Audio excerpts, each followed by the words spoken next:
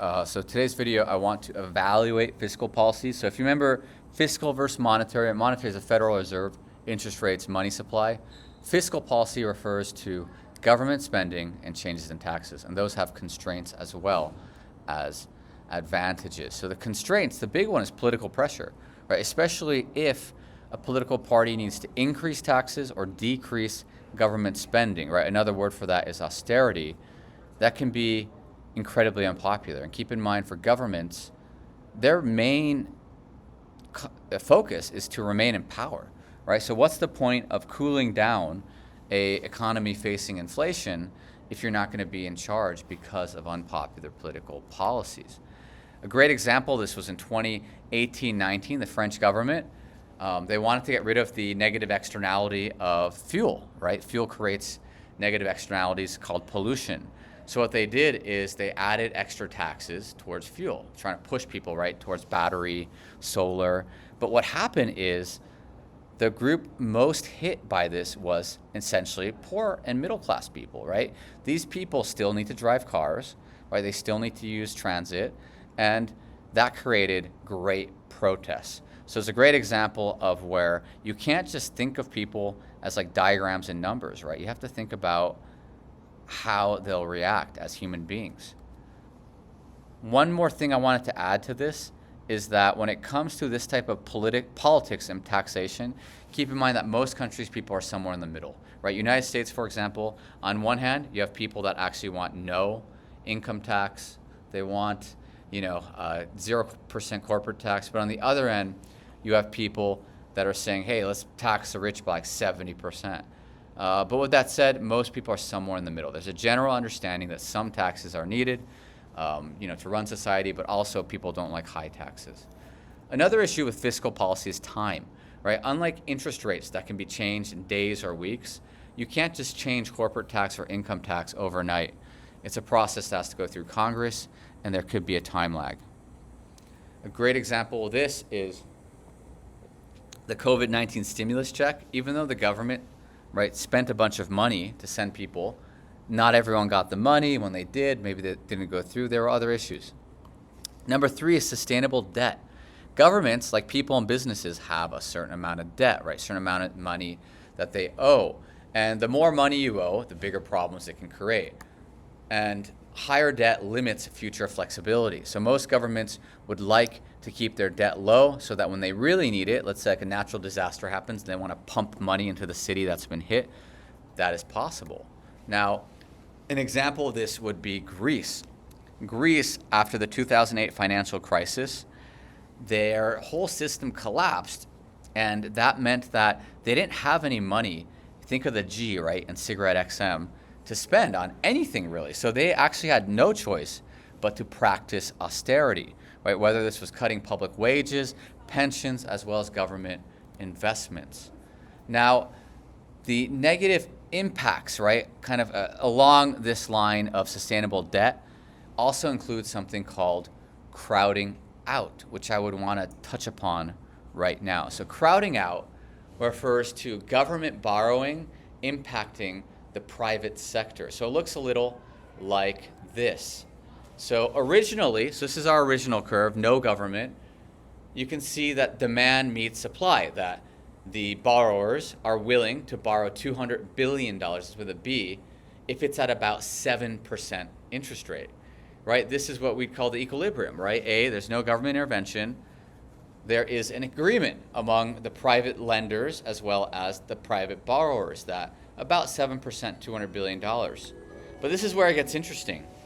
Let's say the government borrows $100 billion.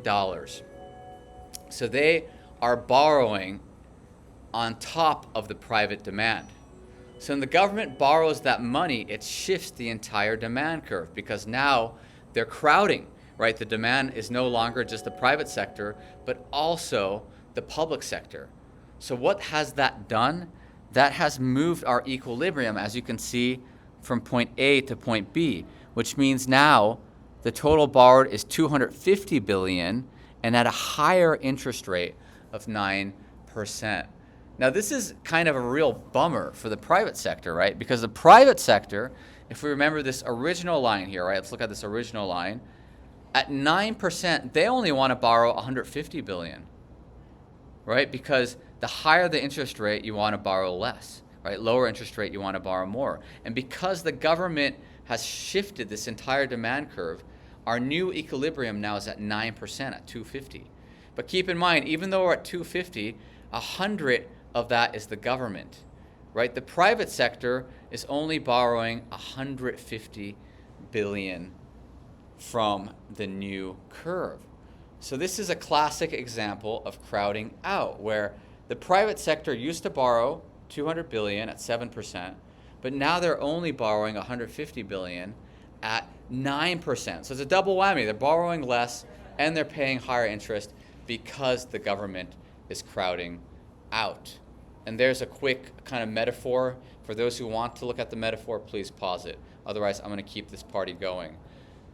Fourthly, inability to fine-tune the economy. So it kind of connects with this lack of speed, that even though fiscal policy in general, as we know, greater spending or government lowering taxes will shift the spending to the right, we can't fine-tune things. As in, let's say we cut taxes, right? Or let's say, actually, I was going to use an example of cutting taxes, but we'll use an example of government spending. So let's say China spends $500 billion, which actually happened, right? And they put tons of money, which led into massive building of real estate. So the problem with this was that really both local governments as well as not local governments should have been spending money on various things, but everyone was putting money into infrastructure. And this eventually led to a crash. So this is a great example of, yeah, you can put money in the system, but we might not be able to fine-tune the economy. Finally, last point is cannot deal with cost-push inflation, what some people say America is about to go through, right, where supply shifts to the left. So fiscal policy is a demand-side policy. So let's say a country is suffering supply cost push, right, where supply shifts to the left. Well, in this case, even if you shift, see this demand curve, even if we shift it to the right, what's going to happen? Well, we're going to have massive inflation, right? Even though our GDP is able to recover. So cost push inflation is hard to deal with fiscal policy. And a great example of this is the Indian government. When there was a food shortage, they did what any government would do, right? They tried to shift the aggregate demand to the right. So how do they do that?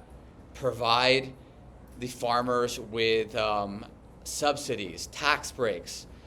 But that's not enough, right? Because the problem is happening on the supply end, not the demand end, right? If you look back at this problem here, supply is what's moving our GDP to the left and increasing increasing costs, in other words, inflation. Now let's talk about strengths. The strengths of fiscal policy is that some people would say it's the only way to pull a country out of a recession. So for example, 1930s, right? I mean, the whole thing's named after him, John Maynard Keynes. 2008 financial crisis when Lehman shock occurred. Another one would be COVID, right? When COVID hit, a lot of people would say the only way to get a country out of recessionary period is through government fiscal policy. Now, one example that's not mentioned in a lot of the books, so this is a very specific one, would be South Korea in 1998.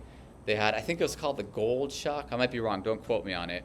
But it was like when the IMF failed, Korea had to pull themselves out of this issue, and how they did it was fiscal stimulus packages from the government, right? Whether it was public work programs, support for job creation, retraining, it all came fiscally from the government side. Second is the government's potential to target specific economic sectors. So we as government can know, right, what sectors are struggling, what sectors are doing well. So governments, in theory, should be able to target sectors that need help. So for example, there is one here from Germany where German government spent significant public funding towards renewable energy projects. And that's because they knew that that was a market that had potential to expand, right? It was a growing market, an emerging government emerging market, and the government could put policy targeted and funding towards green energy. Third pro is dealing with rapid and escalating inflation. So if inflationary pressure is occurring, right, when things are costing more, contractionary policy can be used. So for example, the Brazilian government did this. Now keep in mind, earlier I did mention how a disadvantage is a lot of these policies do take time, right? It's not something you can do in days or weeks. But if you're looking at the long run, in Brazil, for example, in a matter of, I think it was a year and a half, they did something quite extreme. They increased interest rates from 14% they decreased interest rates they increased interest rates from 2% to 14%. When a government raises interest rates, what happens? The businesses, they don't want to spend as much money. The consumers, they don't want to spend as much money. I was going to buy that car right at 5% APR. Now the companies are asking for 18% APR. I'm not going to buy that car anymore. So what does that do? That decreases spending, which shifts AD to the left, which in theory should bring us back down, right? Whether it's Keynesian or classical, it should bring down inflation. Now, this is just for HL folks. I want to touch upon this. It's actually not quite connected directly to these points, but there are two important points I want to talk about automatic stabilizers: progressive income tax and unemployment benefits. So let's start with the progressive income tax. So if you guys remember booms and busts, when we're in a boom, you have to remember who is spending the most money. Rich people, right? They have the most discretionary, disposable income, right? Sure, poor people are spending more than usual, but where the real heavy spending, the Gucci bags, the flights to Italy, all those spendings, the expensive private school income, private school costs, tuitions, that's rich people. So why do progressive income taxes exist? We want to make sure when the rich are doing especially well that we're actually trying to keep their income down, right? So for example, sorry, I don't have an example here. I thought I did. But the United States income tax is about 42% for the rich, whereas for the poor, income tax can be as low as 10%. So what does that show us? Well, it shows us as society, we've agreed upon this norm that rich people can pay 40% and poor people can pay 10%, and the country is going to be fine.